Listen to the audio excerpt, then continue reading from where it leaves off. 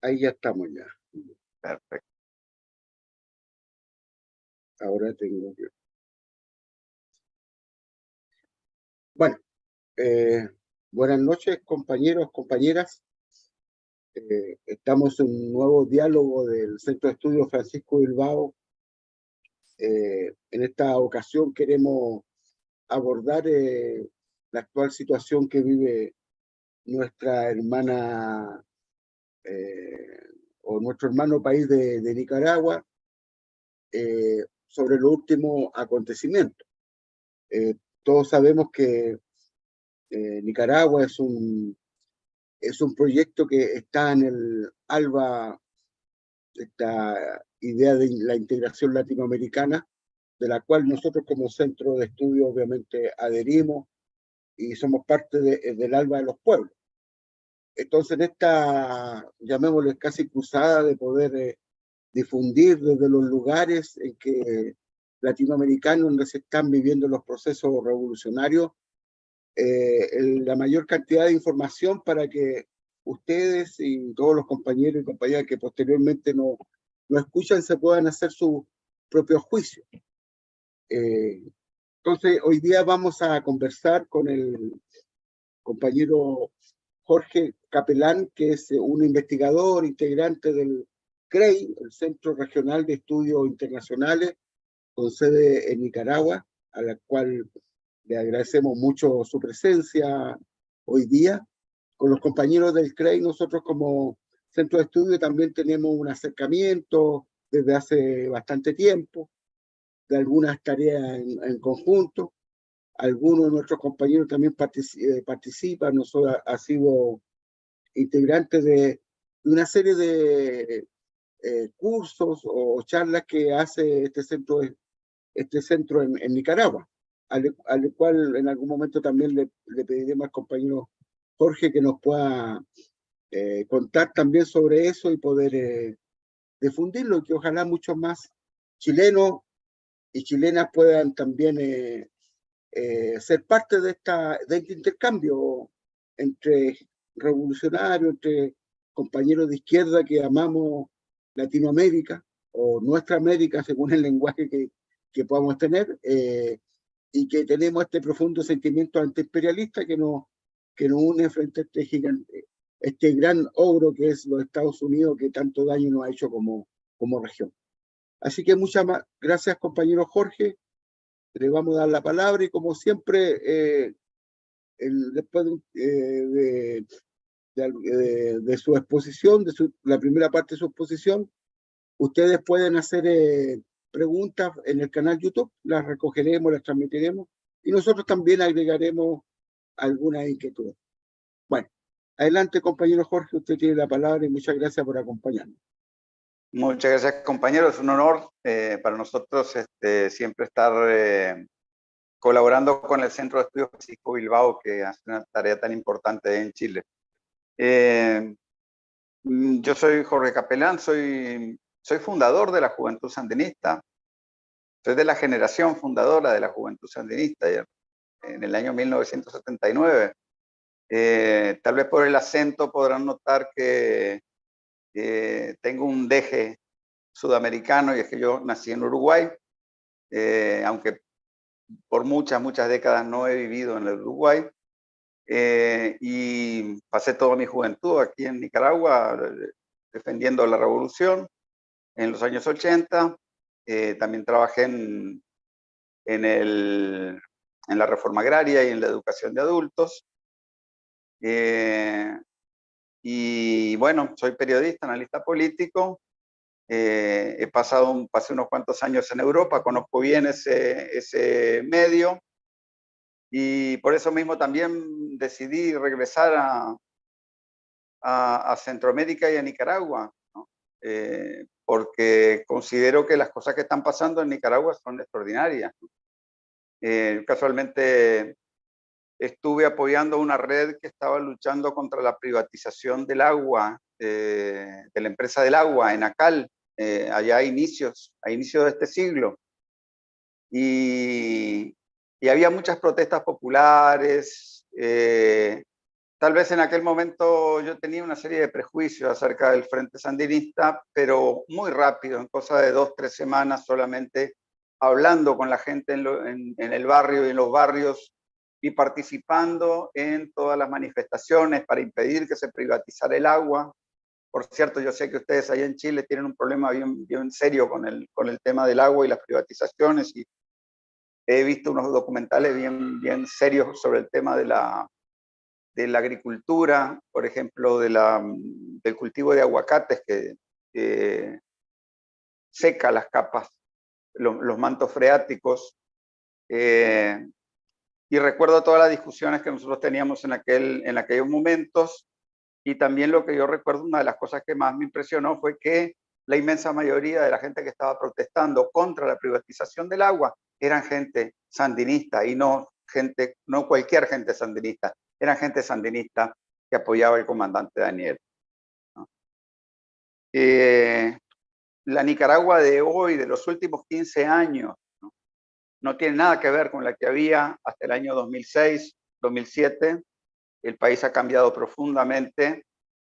Por supuesto, sigue siendo uno de los países más pobres de América Latina, pero tiene, por ejemplo, tiene las mejores carreteras del Istmo centroamericano, eso nadie lo pone en duda. Ha avanzado mucho, por ejemplo, los servicios públicos, ¿no? El subsidio, por ejemplo, a la electricidad, a la luz, al agua, perdón, son muy importantes, abarcan a la inmensa mayoría de la población. El sistema de pensiones ha mejorado enormemente. Por ejemplo, un jubilado o jubilada hoy en día en Nicaragua, hay decenas y decenas de miles, tiene anteojos gratuitos una vez al año, progresivos o sea, bifocales. Si es progresivo cuesta como 60 centavos de dólar más. Eso es una suma irrisoria, ¿no? Atención dental gratuita y todas las medicinas gratuitas. Las pensiones son bajas, es cierto, pero ciertamente que el sistema de pensiones le garantiza una cierta seguridad a la gente que en la mayoría de los países no se está garantizando, y yo sé que ustedes allá en Chile tienen unos grandes debates sobre este tema de las pensiones, ¿no? El sistema educativo ha cambiado enormemente, las escuelas hoy en día son muchísimo mejores, los institutos de secundaria, las universidades, ni se diga, hay un sistema de educación técnica serio, digamos, ¿no? Moderno, que responde a las necesidades de una población que es fundamentalmente joven. O sea, yo no voy a decir que Nicaragua sea el paraíso, pero sinceramente, muchas de las cosas por las que están luchando los pueblos nuestros en toda la Vía Yala hoy en día, en Nicaragua se han logrado. Y les digo todo esto porque aquí hay una operación de guerra cognitiva que se ha llevado adelante durante muchas décadas por parte de los Estados Unidos, con el objetivo de denostar a la Revolución Popular Sandinista. La Revolución Popular Sandinista, como ustedes saben, triunfó en 1979 y triunfó el mismo año que la Revolución Islámica de Irán. Y les voy a decir algo que tal vez a algunos de ustedes les resulte un poco chocante, pero es una realidad. Hay un después y un antes de 1979 en la historia contemporánea. Después de 1979, nadie volvió a hablar de revolución de la misma manera que lo hacía antes. ¿Por qué? Porque fueron dos revoluciones que fueron marcadas también en una medida muy importante por el tema de los valores y por el tema de la religiosidad popular. La una islámica, la otra cristiana, de orientación cristiana, Y con esto no voy a decir que Nicaragua fue el único país donde los cristianos participaron en la revolución, porque tenemos el ejemplo de Camilo Torres, Colombia, y muchos otros lugares, por supuesto. Pero el nicaragüense fue el proceso que triunfó. La revolución nicaragüense fue una hija directa de la revolución cubana. Y además que es una antecesora directa de la revolución bolivariana. En Venezuela no hubo una insurrección para destruir a un Estado neoliberal, pero lo que sí hubo fue una insurrección política de los mismos militares para aliarse con el pueblo y lograr una transformación política. Entonces, las tres revoluciones, quieranlo o no, resolvieron el problema más crítico del poder, que es quién tiene las armas en la sociedad. Y resolvieron el problema de cómo, o sea, de para dónde apunta el Estado. Y yo lo siento mucho, en Chile la experiencia que hay es bien dramática. O sea, ustedes tuvieron 3 años en las calles aguantando gases, aguantando torturas, aguantando malos tratos de la policía, aguantando violencia, todo tipo de violencia, todo tipo de represión. Estuvieron luchando todo ese tiempo para tener el gobierno que tienen ahora, que es prácticamente el gobierno de un títere de las potencias atlantistas, más o menos, que es el de Gabriel Boric. No voy yo a defenderlo a él aquí. El problema es que, claro, hay mucha gente que nos ataca a nosotros, ¿verdad? Porque aquí ha habido toda una campaña precisamente para pintar un lado tétrico de Nicaragua, ¿no? Para pintar una caricatura grosera acerca de la realidad de este país. Y lo cierto es que lo que ha habido es precisamente una continuidad revolucionaria entre nuestros procesos. Por eso no es ninguna sorpresa. Por ejemplo, hoy me acaban de mandar un documento, ¿verdad?, que lo está haciendo circular la Embajada de Estados Unidos aquí en Managua y en toda América Latina. Es un estudio del Centro de Investigación Estratégica y del Instituto para Estudios Estratégicos Nacionales y la Universidad Nacional de Defensa de los Estados Unidos. Y el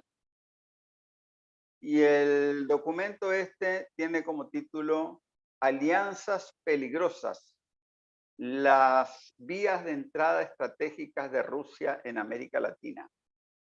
Está escrito por un tal Douglas Farah y por Marianne Richardson.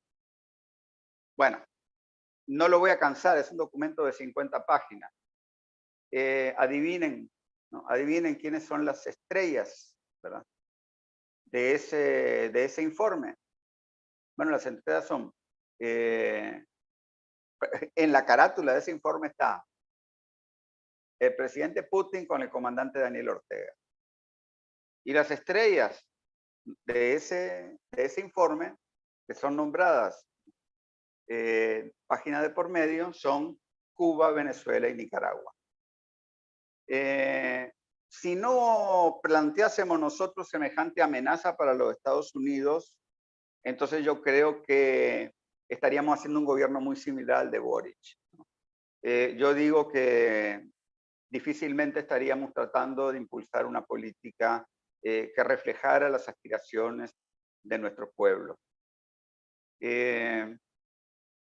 Aquí lo que sucedió, o sea, en 1990 se perdieron unas elecciones, se perdieron en medio de un bloqueo brutal de parte de los Estados Unidos, en medio de unas sanciones, no solamente de bloqueo, sino en todos los órdenes, también brutales, y de una guerra que jamás, a pesar de todas las conversaciones de paz, jamás había aminorado su intensidad. Decían que era una guerra de baja intensidad, pero nosotros sabemos muy bien que aquí nos mataban gente todas las semanas.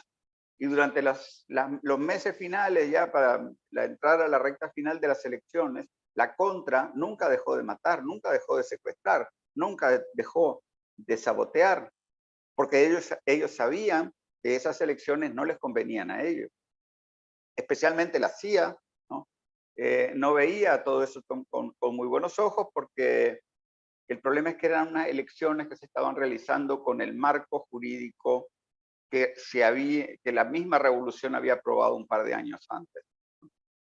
Entonces, ¿qué es lo que pasa? O sea, por diferentes motivos, ¿no? por cansancio, porque mucha gente creyó la promesa de la candidata de Estados Unidos, doña Violeta Barrios del Chamorro, de que los Estados Unidos iban a dejar, le iban a prestar mucha plata a Nicaragua si votaban por ella, ¿no? Y también por errores propios también que se cometieron, ¿no? La cosa es que se perdieron esas elecciones. Y al perder esas elecciones, la inmensa mayoría de la gente que estaba aquí de otros países se fue a sus casas y dejaron a la población de este país hacerse cargo, como siempre se había hecho cargo, de su historia dura, ¿no? De la dura historia por su liberación. Aquí al pueblo nicaragüense nunca nadie le ha regalado nada. El primer estadounidense que vino aquí a promover la democracia, decía él que venía a promover la democracia, William Walker, lo que vino fue a llamar a unas elecciones, elegirse él de presidente y decretar la esclavitud. Y era un demócrata, que se veía a sí mismo como un civilizador de los pueblos de Centroamérica. Bueno, esa historia continuó todo el tiempo, esa historia de injerencia permanente de Estados Unidos aquí en Nicaragua. Ustedes han oído hablar sobre la dictadura somocista, que por cierto fue una dictadura libero-conservadora, no fue solo liberal, no fue solo la dictadura de Somoza, porque diseñaron un sistema en el que, por ejemplo, habían 3 jueces liberales y 2 jueces conservadores en los juzgados, ¿no? En el Parlamento había X cantidad de liberales y un poquito menos de conservadores, pero siempre se manejaban las cuotas de poder, ¿no? Para mantener el orden oligárquico en este país. Era una dictadura de la oligarquía contra el pueblo, pero tutelada por los Estados Unidos. Esa historia fue horrible. Por ejemplo, ustedes han oído hablar de Rigoberto López Pérez, ¿no? Que fue representante de toda una generación de brillantes jóvenes revolucionarios en los años 50, que ellos veían cómo el país estaba convertido en una cárcel sin futuro y en el reino de la falta de libertad y de la insensibilidad y de la mediocridad, y como un medio para poder romper con eso, no le quedó de otra a Rigoberto López Pérez, que además era un poeta muy dotado, por cierto, no le quedó de otra que armarse de una pistola y asesinar, ajusticiar al primer representante de la dictadura somocista, ¿no? Y obviamente ofrendar su vida en el intento. Porque aquí en Nicaragua no había ninguna puerta posible para cualquier tipo de actividad política. Incluso el Partido Comunista o Partido Socialista, que estaba activo, había sido cooptado en buena medida por la misma dictadura somocista cuando quería ganarse cierto apoyo en las bases obreras. Entonces, no había, o sea, cualquier oposición a la dictadura somocista en última instancia tenía que ser armada. Esa era la realidad aquí en Nicaragua, y tal vez es una realidad que la gente se ha olvidado un poco, ¿no? Y lo peor es que dicen, por ejemplo, oh, pobrecito Carlos Fernando Chamorro, el periodista tan brillante, que lo están persiguiendo. Es el hijo, es uno de los hijos de una familia oligarca, de las familias que tienen más generales y que tiene más presidentes y vicepresidentes y los más entreguistas a los Estados Unidos en toda la historia. Es decir, la familia Chamorro en Nicaragua es decir, una de las familias que históricamente se han visto como dueñas de Nicaragua. Y eso se olvida muchas veces, ¿no? Y por cierto, pues que eso era una complicidad a nivel intraoligárquico. Entonces, toda esa lucha tan dura, el pueblo nicaragüense la tuvo que seguir haciendo, enfrentándose al modelo neoliberal, pero en unas condiciones nuevas después de 1990. Y es que después de 1990 estaba luchando en las calles, pero enfrente tenía a una policía nacional que venía de unas raíces revolucionarias y tenía a un ejército nacional que venía también de raíces revolucionarias y que además en lo fundamental mantuvieron su pueblo salva el pueblo. Se luchó codo a codo para defender las propiedades conquistadas en manos del pueblo. Y del 2007 para esta parte, ¿qué es lo que ha pasado? Que toda esa gente ha recibido títulos de propiedad. Títulos de propiedad. Ahora, déjenme explicarle brevemente qué fue lo que pasó el jueves pasado. Ustedes recibieron la noticia, 222, entre comillas, presos políticos, que fueron puestos en un avión y enviados a los Estados Unidos. Esos 222 presos políticos, en ese grupo hay banqueros, hay un tipo que se llama Michael Haley, que también tiene ciudadanía norteamericana. Ese tipo era el responsable de la Asociación de Ganaderos. Imagínense qué clase de proletario era, qué clase de luchador social. Él era de la Asociación de Ganaderos, ¿no? De grandes ganaderos, y además él era el administrador del ingenio azucarero Benjamín Celedón, que desgraciadamente, a pesar de su nombre tan heroico, Benjamín Celedón fue un general patriota que luchó contra la ocupación estadounidense aquí en Nicaragua, pero ese ingenio fue privatizado por los liberales y vendido a los colombianos. Entonces, este señor que era contador de los colombianos, él era uno de los que estaba metido en la conspiración golpista de 2018.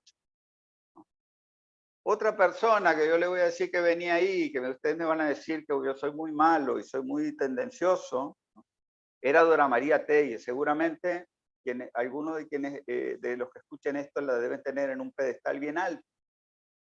Aquí en Nicaragua hace muchos años que ya ella se cayó de ese pedestal. Es cierto, Dora María Telles jugó un papel muy importante en la insurrección contra Somoza y fue ministra de Salud en los años 80, ¿verdad? Pero a partir de los años 90, ella entró en una deriva cada vez más próxima, que cada vez la aproximó más a la Casa Blanca. Y por cierto, el que tenga alguna curiosidad, que vaya ahí a ver la página de los cables diplomáticos de Wikileaks. Todavía existe esa página. Si buscan bien, van a encontrar todos los cables que había entre la Managua y Washington, ¿no? La sede diplomática de Managua y de Washington, y ahí se van a dar cuenta un poco de cómo fue la injerencia de Estados Unidos. Van a ver pinceladas de esa injerencia, tanto en la lucha contra Somoza como en los años 90 aquí en Nicaragua. Lo cierto es que Dora María Telles, ella y un grupo, por ejemplo, de ex embajadores, ex ministros, ¿no? Casi toda la bancada del Frente en la Asamblea Nacional en los años 90, ¿no? Ahí está, por ejemplo, Sergio Ramírez Mercado, que había sido vicepresidente, todo gente del aparato con cargos muy altos, ¿no? No así dirigentes sindicales de base y todo eso, ¿verdad? Formaron una fracción, una escisión socialdemócrata dentro del Frente Sandinista con la tesis de que había que adaptarse, había que ayornarse, como se dice hoy en día, al modelo neoliberal y trabajar dentro de los marcos que permitía ese modelo, ¿no?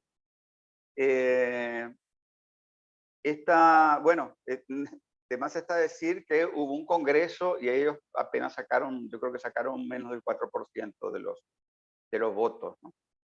Y lo que hicieron fue salirse del Frente Sandinista, pero mantener sus asientos en la Asamblea y pasarse a votar todo al lado de los partidos liberales, pues, o sea, de los partidos neoliberales, ¿no? Con el fin de destruir al Frente Sandinista, que era el partido más grande, o sea, a pesar de que había perdido las elecciones, seguía siendo el partido más grande del país, ¿no? Este movimiento mal llamado renovador sandinista, porque renovador no era, ¿no? Porque no renovó nada, o sea, la propuesta de ellos era muy vieja, era socialdemócrata, ¿no? Y sandinista, como veremos, tampoco,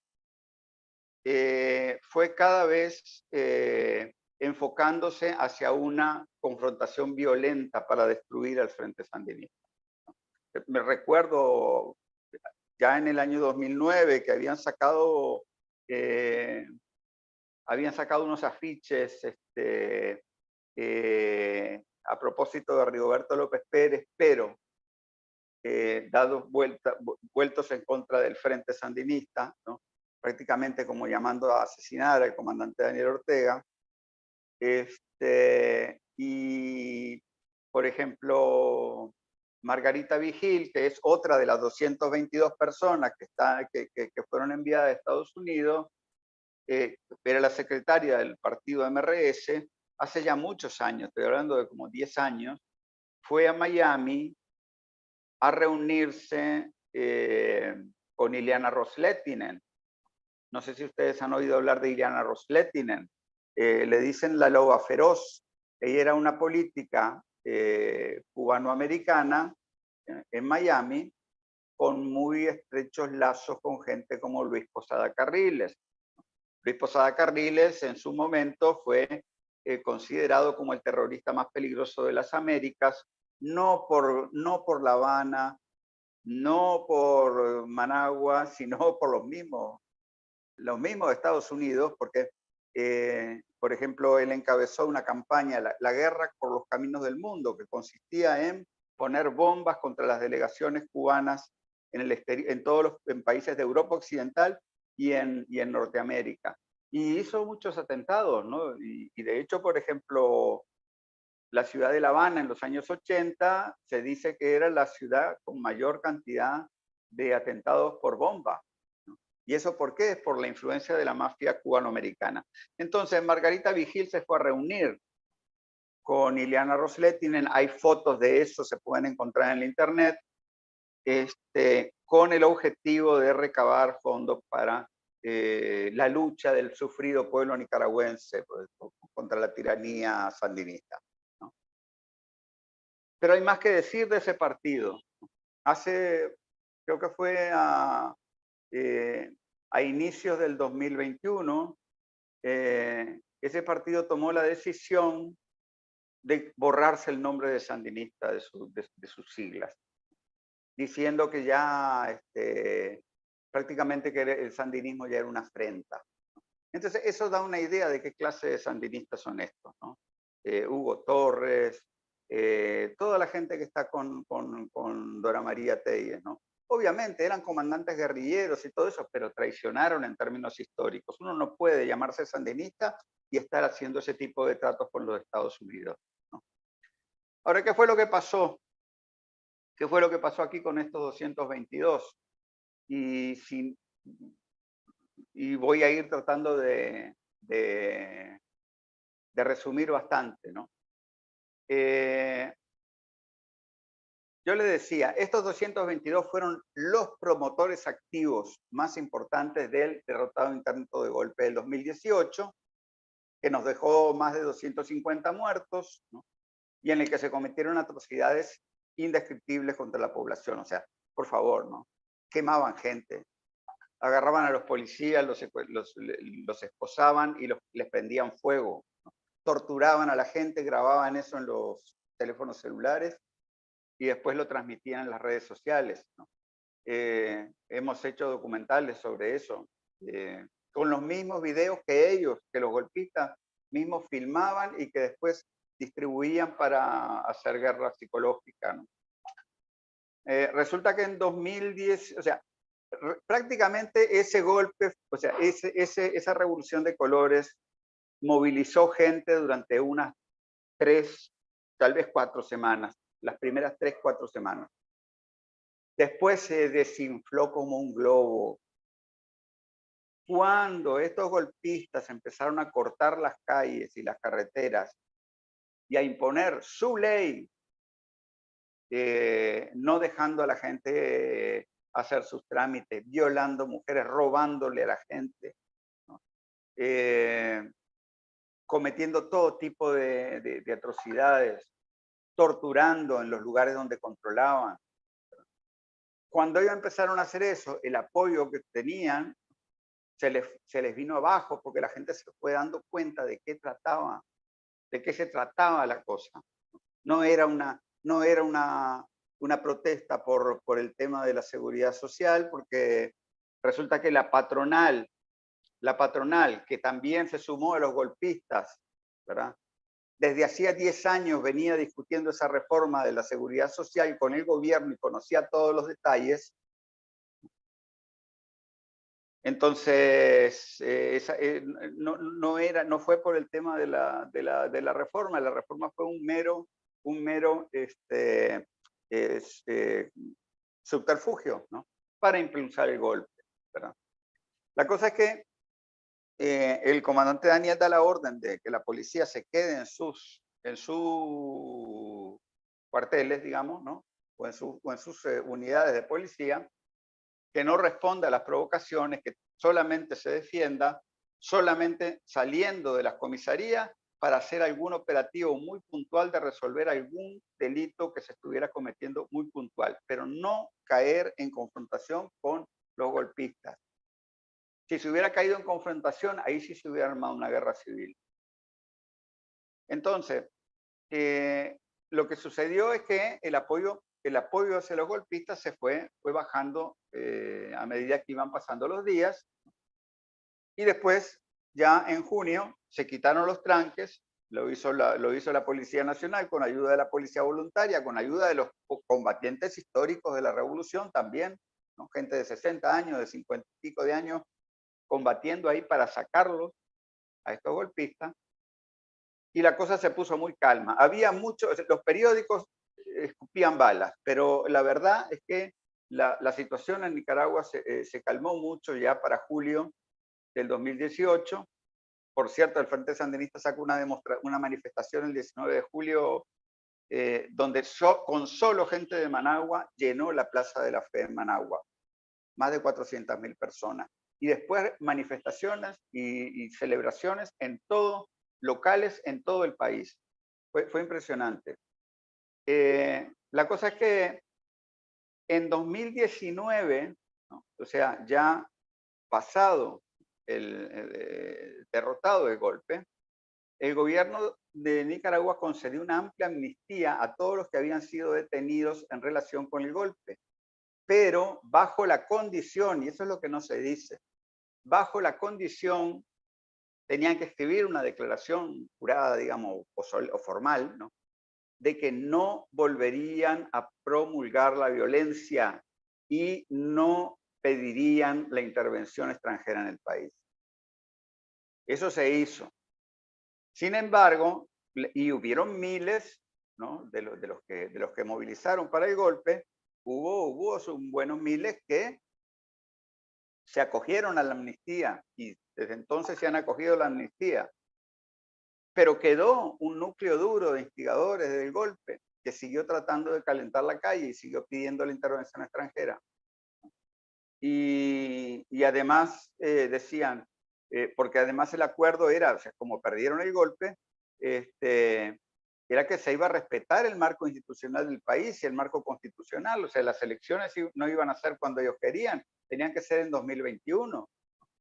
Entonces ellos siguieron haciendo de cuenta como que nada de eso había sucedido, ¿no? Y demandaban negociaciones y llamaban a unos paros patronales a los que nadie les hacía caso, porque esa es la realidad.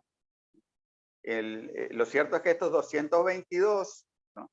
deportados no han tenido ningún apoyo popular. Y no digan que es porque no hay por la represión tan horrible que hay, porque Nicaragua tiene la policía más pequeña de toda Centroamérica. Es sencillamente porque no tienen base social que les dé razón a ellos en sus demandas.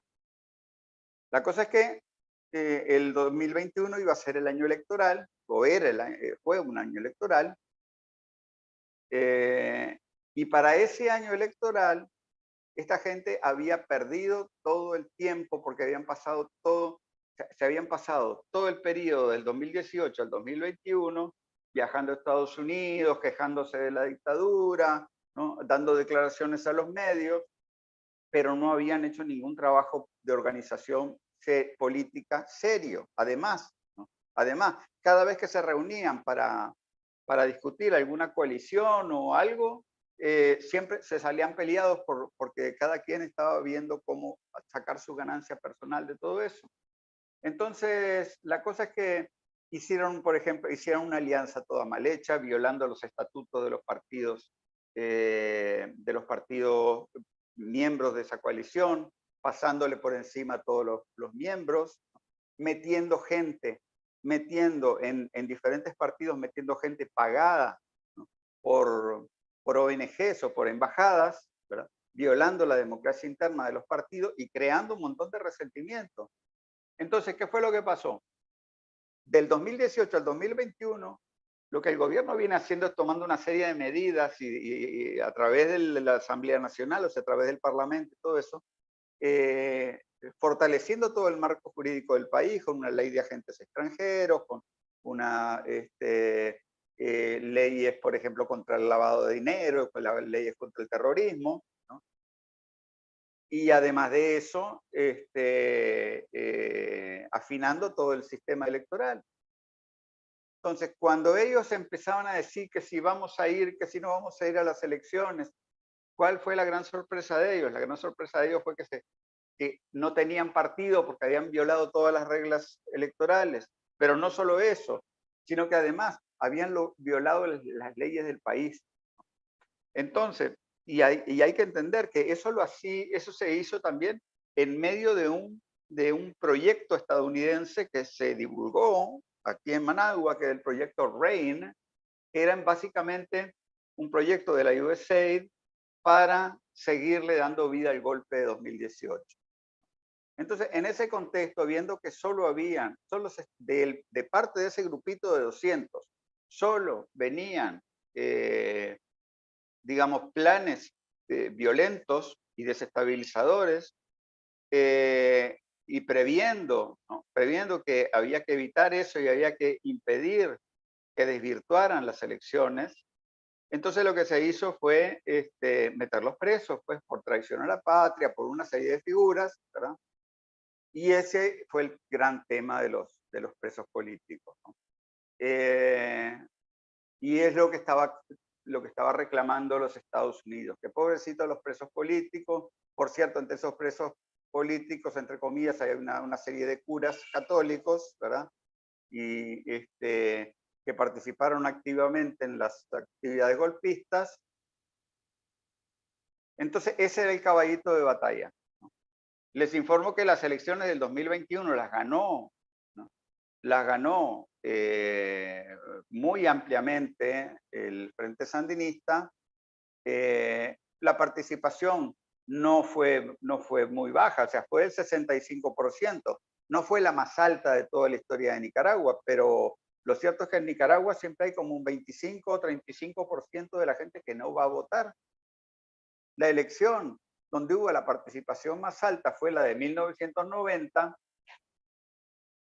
que fue del 85%. ¿no? Y la participación más baja fue en el 2006, que creo que fue cercana al 40%. ¿no? O no, perdón, cercana creo que al 60%. ¿no? Pero lo cierto es que la participación del 2021 fue bastante buena y la línea abstencionista solo fue seguida por una ínfima minoría de los votantes. Entonces, ¿qué quiere decir esto? Que los que apoyaron, o sea, los que apoyaban fanáticamente el golpe en el 2018 eran más o menos los mismos que se plegaron a las consignas de los golpistas en el 2021. Y por cierto, ¿no? Que no se debe interpretar, no se debe interpretar el hecho de que haya una participación baja necesariamente como una influencia de los golpistas, porque en Nicaragua hay mucha gente que no vota, una parte, por ejemplo, hay muchos testigos de Jehová, y esa gente no va a participar en actividades políticas, y después también hay otra parte de la ciudadanía que usa el domingo de elección, lo usa para irse a la playa, porque el voto en Nicaragua no es obligatorio, ¿no? Como en otros países. Entonces se van a la playa ahí a disfrutar. Entonces, no es exactamente, ¿verdad? La versión que hace circular la propaganda occidental sobre lo que aconteció en Nicaragua, ¿no? ¿Qué fue lo que sucedió? Bueno, o sea, la entrega de estos 222 sujetos, o 222, ¿sí? Fue un acto unilateral, según ha explicado el comandante Daniel Ortega, fue un acto unilateral del gobierno de Nicaragua. Es un poco una manera de quitarle el pretexto, tanto a Estados Unidos como a la Unión Europea, para andar hablando de Nicaragua, pero sobre todo también es una especie como de enroque, ¿no? Es lo que, o sea, la quinta columna de Estados Unidos, ¿no? Aquí en Nicaragua, es esta gente, ya no está en Nicaragua, ahora está en el extranjero, está en manos de sus amos, podemos decir. Y bueno, seguramente que van a tratar de hacer alguna especie de directorio neocontra en el exilio, podría ser. Hace una semana antes de todos estos sucesos, la jefa del Comando Sur le regaló 13.7 millones de dólares a la, entre comillas, policía costarricense. Dicen que Costa Rica no tiene ejército, pero tiene una policía que es prácticamente un ejército. 13.7 millones de dólares le regaló en drones y supuestamente en equipos de seguridad informática. La verdad que eso de los drones y de la seguridad informática no es algo que se lo pueda creer nadie, ningún analista serio aquí en esta región. Esa plata está dirigida contra Nicaragua. Es lo más seguro de asumir. Y bueno, es probable que Estados Unidos intente volver a montar algo así como lo que montó en Honduras en los 80, volver a montarlo hoy en día desde Costa Rica, pero en condiciones que no son exactamente las mismas, porque yo no creo tampoco que el pueblo tico lo vaya a permitir. Y bueno, lo cierto es que el tira y afloje entre Estados Unidos y Nicaragua continúa porque es muy sencillo. O sea, Estados Unidos no puede permitir que se desarrolle un proyecto de liberación nacional como el proyecto sandinista en una región que ellos consideran que es estratégica como Centroamérica. Nicaragua está en el centro de Centroamérica, es el país más grande en cuanto al área, y además tiene costa en los dos mares, ¿no? Lo que hace que una Nicaragua fuerte y próspera y segura va probablemente a influir en la unidad del istmo centroamericano. Eso nunca le gustó a Estados Unidos, porque si Centroamérica se une, entonces va a poder dictar otras condiciones sobre el comercio mundial. Entonces, bueno, podemos dejarlo tal vez ahí como introducción para ver si después podemos meternos ya con preguntas y respuestas.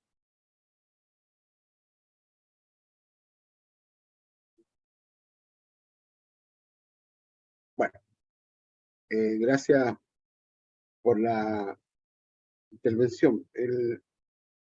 Yo había notado algunas inquietudes para una primera área de inquietudes es, bueno, poder quizás desarrollar más, aunque ha quedado parte de ello claro en la exposición, ¿en qué se basa esta crítica que hay en distintos sectores de izquierda latinoamericana? Y no hablo de la izquierda del Frente Amplio, ¿cierto? De acá en Chile, de Boris, sino otro tipo de izquierda que siempre ha estado en una parada de antiimperialista, latinoamericanista, pero que ha hecho eco en parte de la difusión norteamericana, de la propaganda, y quizás también de sus contactos con cierta parte que usted lo explicaba bien, de lo que fue en su momento, en los momentos de guerra en la revolución sandinista. Entonces, el tema de las libertades se nos podía en Nicaragua, y esta supuesta, digamos, llamémoslo, no sé cómo llamarlo, supuesto papel negativo, por ejemplo, de la compañera de Daniel, de la compañera Rosario Murillo, el cual es un foco de mucha crítica al ser vicepresidenta y ser presentada así como que, bueno, Daniel le estaría poniendo a su señora, digamos, como que tiene mucho eco, digamos, en cierta izquierda latinoamericana.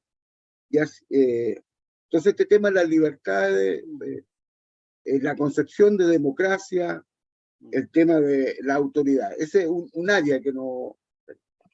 Y el otra área, esto lo pregunto yo más bien como para poder despejar dudas, de que en el caso del centro de estudio no las tenemos, pero que puede haber varios de los compañeros y compañeras que están escuchando que las tienen o que es necesario llegar más adelante.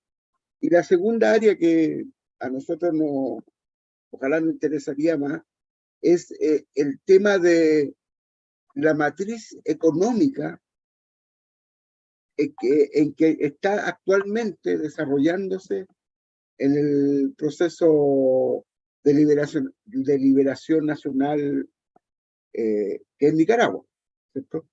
Porque hay también ciertas críticas, a mí me parece que injustas, como que se le piden a Nicaragua un poco más como en este proceso de liberación, un poco más como si fuera socialista, digamos, y por lo tanto esa visión de matriz económica. Entonces nos gustaría conocer y los logros de esta matriz.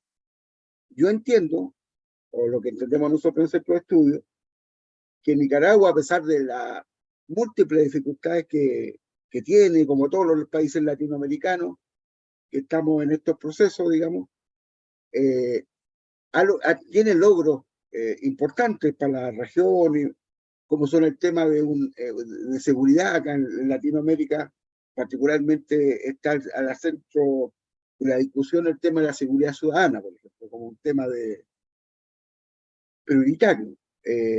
Pero también en nuestros países hay fuertes problemas ¿cómo se llama?, de soberanía, obviamente por el modelo neoliberal. Aquí estamos muy lejos de una soberanía alimenticia.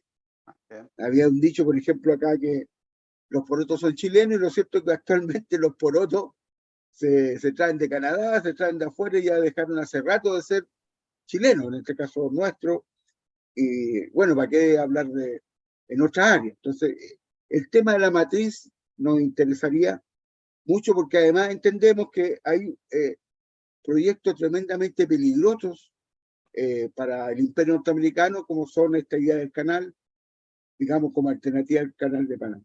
Son esas dos áreas, si las pudiéramos... Perfecto. Gracias. Con respecto a la parte, digamos, política, ¿no?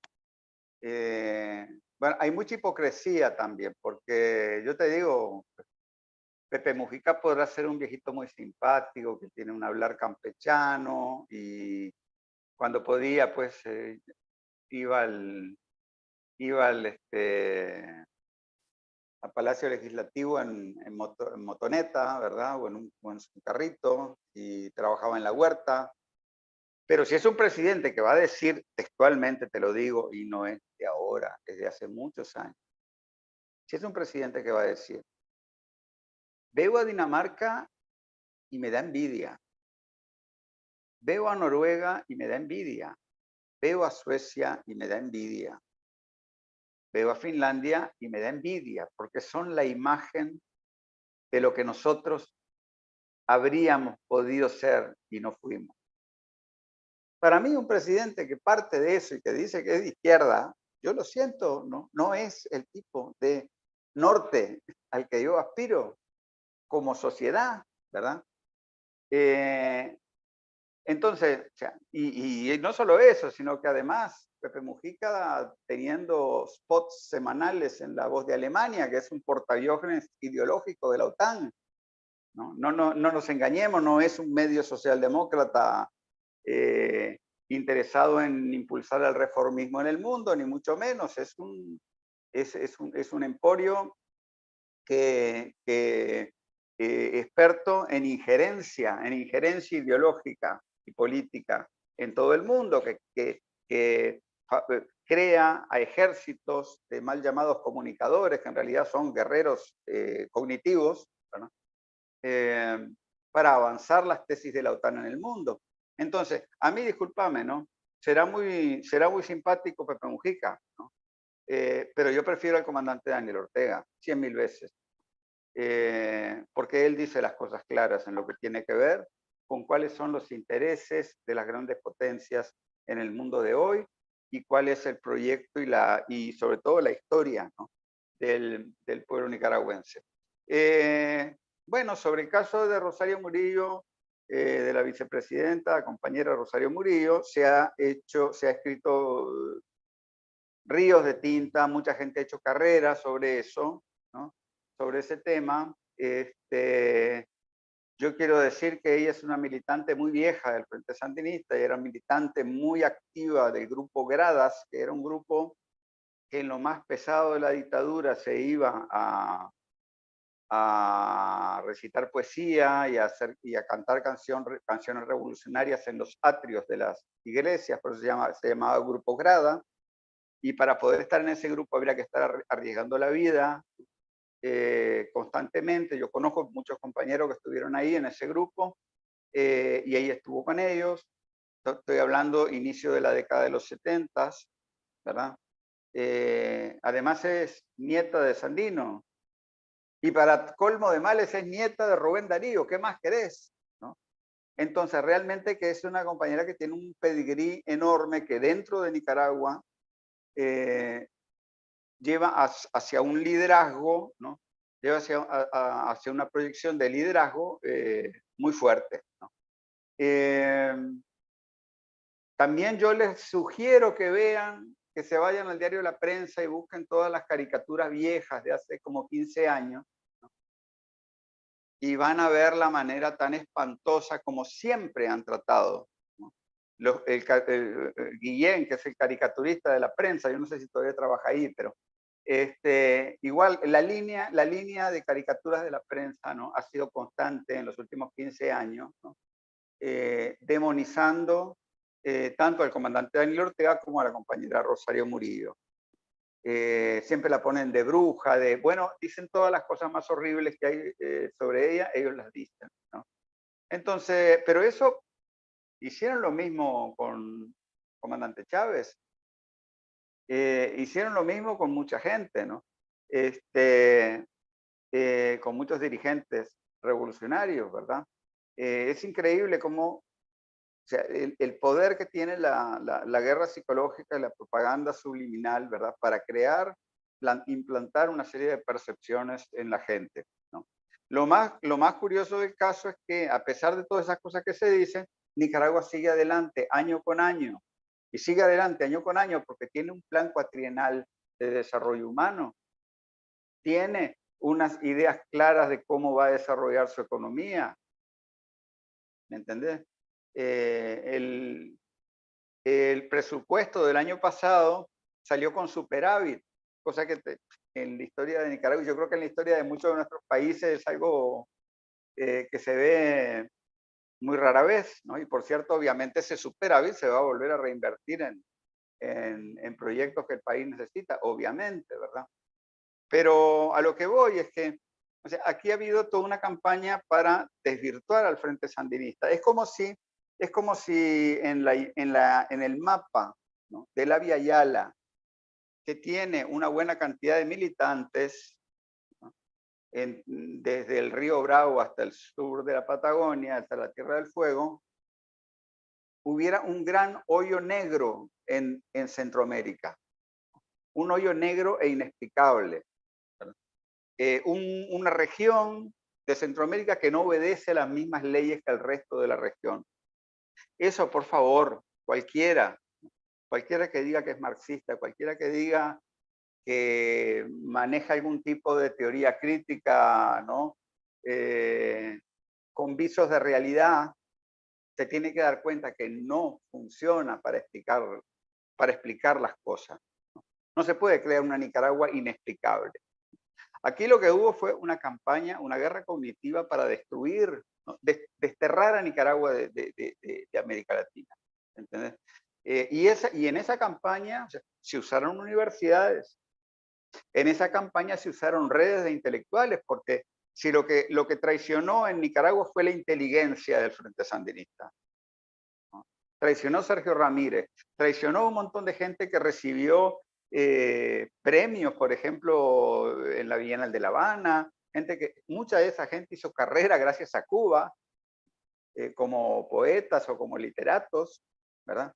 Entonces, esas redes se movilizaron y lograron manipular a mucha gente. Yo debo decir una cosa, o sea, por favor, no está mal, no está bien hablar mal de los muertos, pero hay que decir, Eduardo Galeano se confundió con Cuba más de una vez.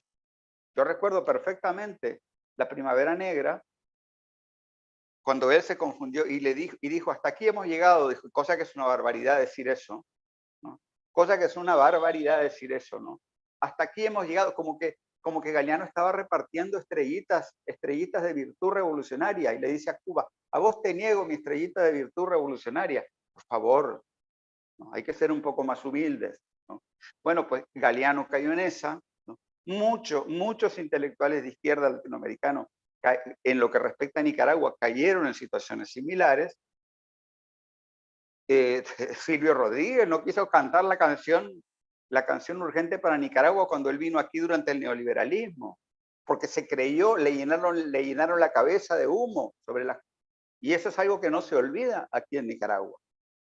Y yo sé muy bien, los compañeros cubanos, los revolucionarios cubanos, entienden, que conocen bien a Nicaragua, entienden, ¿no? Entienden,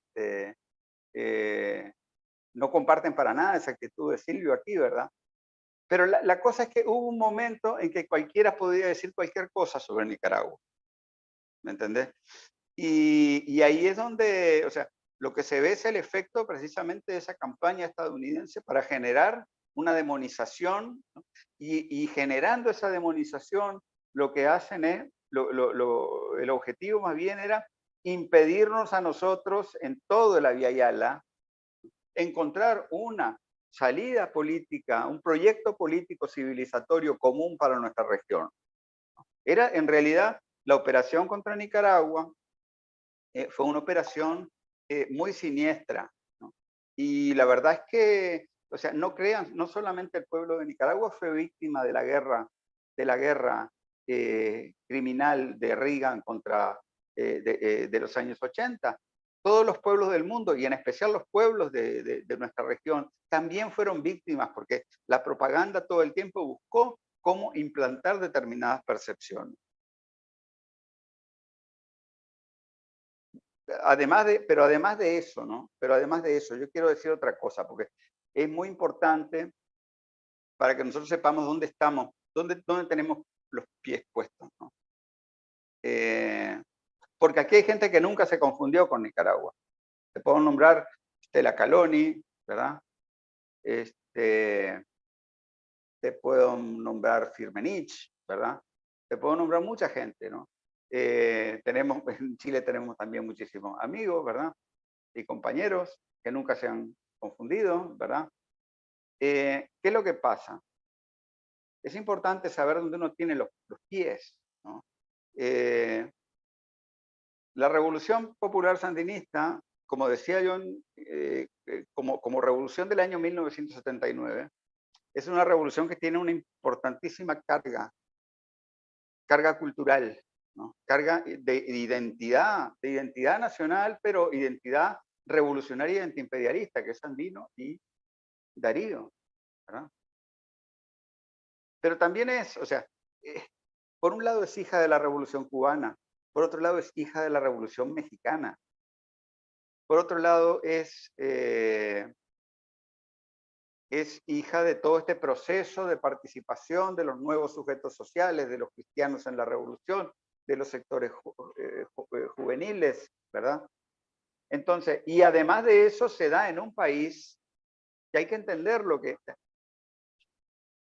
disculpa que está pasando un vehículo por aquí. Ahí está. Y además es, ¿no? Una revolución que es hija de un país donde las cosas siempre, en 200 años de historia mal llamada independiente, las cosas siempre se han arreglado a balazo. Siempre se han arreglado a balazo. Y ahora estamos en un periodo donde desde 1979 a esta parte, las cosas se han resuelto no a los balazos, sino en las urnas, a través de procesos institucionales nacidos de esa revolución.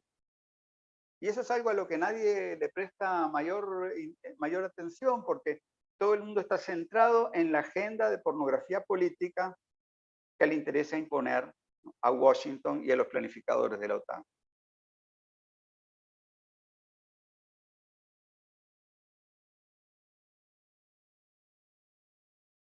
Compañero, hay una parte que el tema de la matriz económica, no sé si Sí, del correcto, proyecto de liberación. correcto. Entonces, aquí yo te contaba antes, cuando hablando del golpe y todo eso, ¿no? Que a nosotros la oligarquía de Nicaragua nos largó como 4 paros empresariales y no pudo cerrar el país. ¿Por qué no pudo cerrar el país? Porque es una oligarquía que ya no emplea gente, es una oligarquía que en realidad vive más pensando en los paraísos fiscales que en el país. Hay una parte de la oligarquía que tiene algunos supermercados y todo eso, pero que no es decisiva en el desarrollo de la economía, porque aquí lo que ha habido es realmente una ocupación de lo que es el sector de la economía real por parte de los sectores populares, lo que nosotros le decimos economía popular. O por ejemplo, como el ministerio que tenemos, Ministerio de la Economía Comunitaria, Asociativa, Familiar y Cooperativa. Estamos hablando de un sector que tiene, por ejemplo, puede tener sus 2 manzanitas de tierra o sus 4 manzanitas de tierra o un terreno en la ciudad, porque aquí hubo una reforma agraria y urbana muy fuerte, como te decía, ¿no? Hay, por ejemplo, te puedo mencionar el caso de una cooperativa que conozco en Villanueva. Se dedican a la minería en su finca, pero además siembran maderas preciosas. Son 100 miembros, pero le dan trabajo a 1000 personas en toda la comunidad. Son el nervio motor de toda la comunidad. Y también siembran marañón. Te puedo dar, por ejemplo,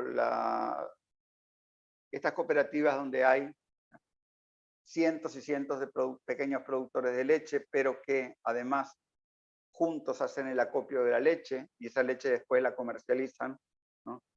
En fin, también obviamente está el mercado oriental, que es el mercado a cielo abierto más grande de Centroamérica, en Managua. Tiene una actividad económica impresionante. Son los sectores populares empoderados económicamente y con ayuda, con apoyo de un Estado que les pertenece, los que tienen las riendas de la economía real en Nicaragua.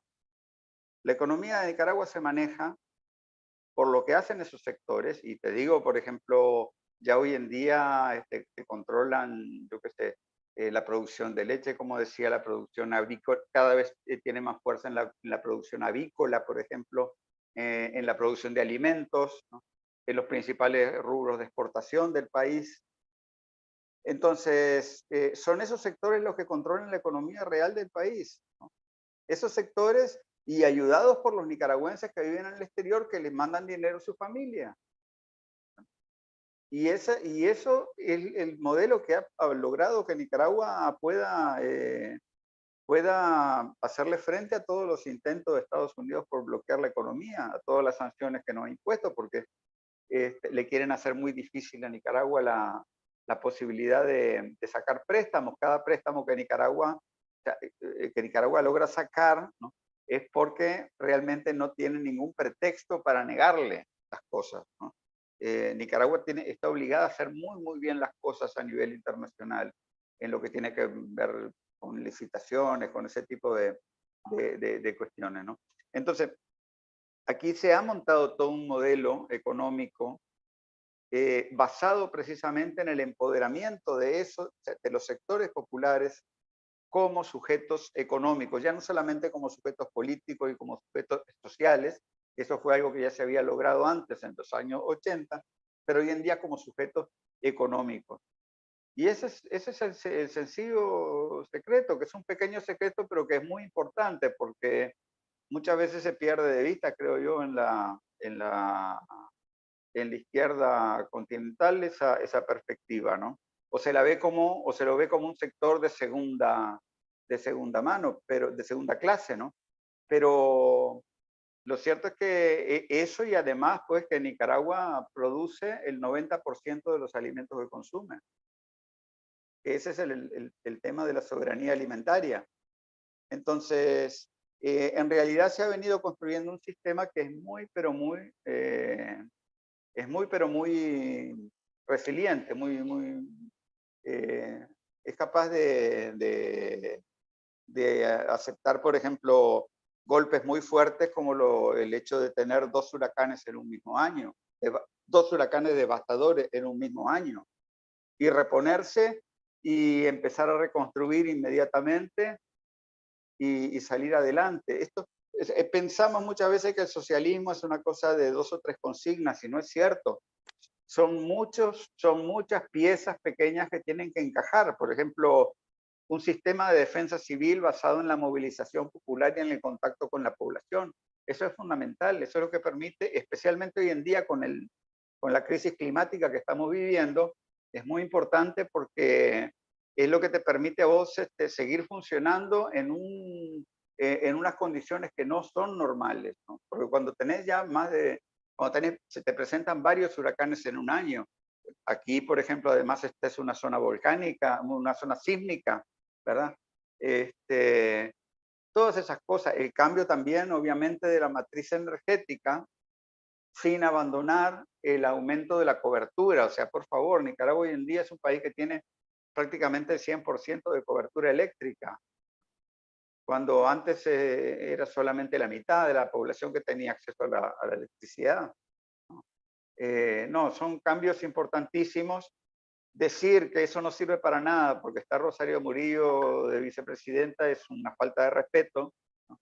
Una falta de respeto a Rosario Murillo, pero también una falta de respeto al pueblo nicaragüense, y una falta de respeto a los millones de sandinistas que vivimos aquí en Nicaragua.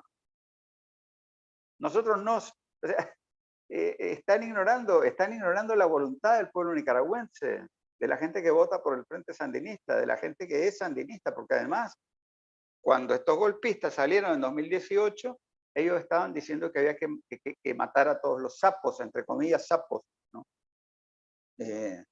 Los sandinistas, ¿no?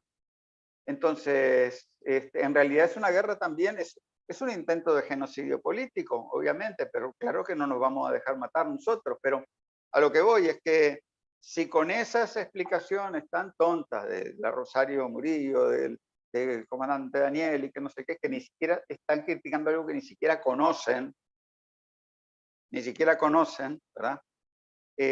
Con eso nos están atacando a todos los que, a todos los miles y miles y miles de sandinistas y de nicaragüenses que habemos. Porque yo te digo una cosa, yo ando en transporte colectivo, no tengo ninguna mansión, la inmensa mayoría de los sandinistas no tienen, viven como vive el resto del pueblo, ¿verdad? Y es con esa gente con la que se están metiendo cuando opinan cosas que en realidad no conocen.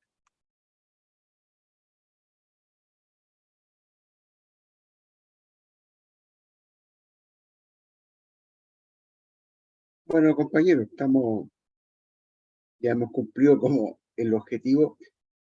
Quizá una última reflexión que nos pueda hacer de parte suya o del CREI sobre bueno, esta defensa irrestricta de la revolución sandinista que compartimos plenamente, pero a su juicio ¿qué visión crítica uno podría hacer al actual proceso de este campo desde la defensa del proceso y de la revolución? Sí, yo Porque, creo, porque generalmente por lo menos acá en Chile, lamentablemente, se ha puesto esta idea de que el que defiende la revolución es como una persona crítica, digamos, como una persona, o que seríamos acríticos, que estaríamos dispuestos sí, a, lo a aceptar mismo. todo, y ellos se creen en general como lo único depositario de las críticas. Y Así sin es. crítica, bueno, tanto en el Centro de Estudios Francisco Bilbao y en el CREI, y todo, no avanzamos, digamos, esa es como Claro, una norma de nuestras vidas, claro. pero eso implica también la defensa de lo que adelante. Sí, sí. No, conozco muy bien, por ejemplo, he trabajado mucho tiempo en solidaridad con Cuba. Y es lo que te dice, si trabajas con solidaridad con Cuba, te dice, no, es que tenés el cerebro lavado. ¿Me está diciendo que Cuba es el paraíso terrenal? No, casualmente uno le dice, Cuba no es el paraíso terrenal, pero han logrado esto y esto y esto, ¿verdad? Y inmediatamente te viene, sí, pero es que vos tenés el cerebro lavado, porque te ve lo que están, te tenés los ojitos brillosos ahí, ya te lavaron el cerebro allá en La Habana. Bueno, no, aquí yo creo, o sea, no sabemos qué va a pasar de aquí a 2 años, podemos volar en pedazos todos y todas, con los vientos termonucleares que están soplando por el mundo, ¿no? Pero obviamente que, por ejemplo, ¿quién no se va a preocupar con lo que pueda pasar en el futuro? ¿No? Saben ustedes que tenemos relaciones muy buenas con China, ya se va, esta semana ya trascendió que hay una voluntad firme de avanzar a paso bien acelerado para firmar el acuerdo comercial entre los dos países. Y aquí en Nicaragua, pues nosotros no abandonamos el proyecto del canal, ¿no? Eso se va a hacer, ¿verdad? Ahora, ya cuando Nicaragua entra en una senda de prosperidad abierta, digamos, ¿no? O sea, ya con unos crecimientos como los que teníamos antes del golpe, que ya lo estamos recuperando, por cierto, ¿no? Pero cuando entremos ya en esa etapa, pues, de prosperidad y de desarrollo y todo eso, claro que quién no se va a preocupar de que se puedan olvidar las viejas aspiraciones, ¿verdad? De, de no solamente de justicia social y todo eso, sino, por ejemplo, la relación con la naturaleza, todo ese tipo de cosas, ¿no? Incluso creo que viene un debate muy importante sobre el tema, un debate muy importante sobre el tema del desarrollo y el tema civilizatorio. Vamos a meternos todos aquí, hay una discusión con los rusos, con los chinos, ¿verdad? Y a mí me preocupa, ¿no?, que nosotros en el Abya Yala no participemos con una voz específica propia, ¿no?, que deberíamos hacerlo, ¿entendés? Y no solamente lo digo por Nicaragua, lo digo porque en realidad Nicaragua es un paisito pequeñito en todo el contexto de toda nuestra región, ¿no? Pero un gran reto que nosotros tenemos, no podemos nosotros esperar, ¿verdad? Tal vez a veces hay muchos compañeros por ahí en diferentes países, incluso en Nicaragua también, que creen que van a venir rusos y chinos desde afuera a traernos desarrollo. Eso no es así. Tenemos que tener ese desarrollo como sujeto, ¿verdad? Entonces, ahí se abre todo un campo muy interesante de discusiones y de definiciones. Sí, ¿no? Por lo demás, obviamente, ¿no? Aquí estamos, yo te digo, Nicaragua está encaminada para enfrentar estos retos, para navegar estas aguas turbulentas. Está bien apertrechada, pero eso no quiere decir que el resultado esté dado de antemano, ni mucho menos.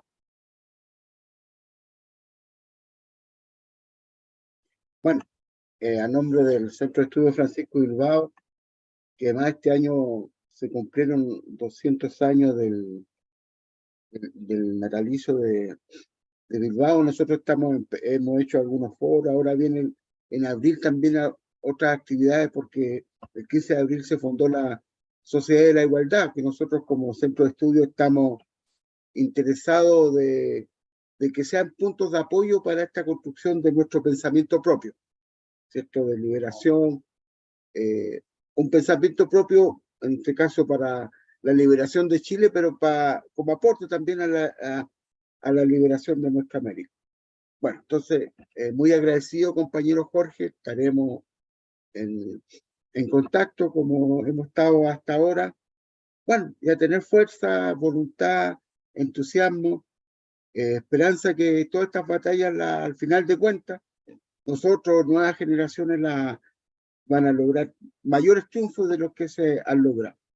Así que gracias, bueno, agradecemos también a los compañeros y compañeras que nos han escuchado y agradecemos a aquellos que nos van a escuchar, porque esto va a quedar en un video que lo vamos a difundir para que sea un punto de apoyo de elementos para nuestras discusiones, nuestro debate, nuestras reflexiones y nuestras voluntades. Así que muy agradecido, compañero. Bueno, un gran abrazo, hermano. Gracias. Ahí ya, compañero, ya terminé la transmisión en directo. Bueno. Bueno, ahora más en privado agradecer reiterar nuestro agradecimiento. Yo creo que es muy importante el poder seguir en algún momento debatiendo estos temas, porque aquí en Chile, aparte de lo que veíamos, también hay mucha ignorancia Sí. no sobre Nicaragua, ¿no? Yo creo que actualmente debemos ser uno de los países de mayor ignorancia latinoamericana. Y lo terrible de todo es que en este individualismo atroz que por lo menos reina en Chile, se alaba ser ignorante, lo cual es más terrible. Bueno, estuvo buena la reunión ayer, me estuvo contando un poco Marco Caballero. Estuvo buena la reunión con Nicaragua. ¿Por lo de Rubén Darío, viste? Sí, lo de Rubén Darío, sí. Claro. Sí, yo no tuve la oportunidad de ir, pero estuve viendo, hicimos algunas notas, he conversado con gente y estuvo bien concurrida, y sobre todo también que con los consulados, embajadores que estuvieron presentes, es muy importante. Así que, bueno. Bueno, pues. Ya, pues, compañero, un gustazo. Perfecto.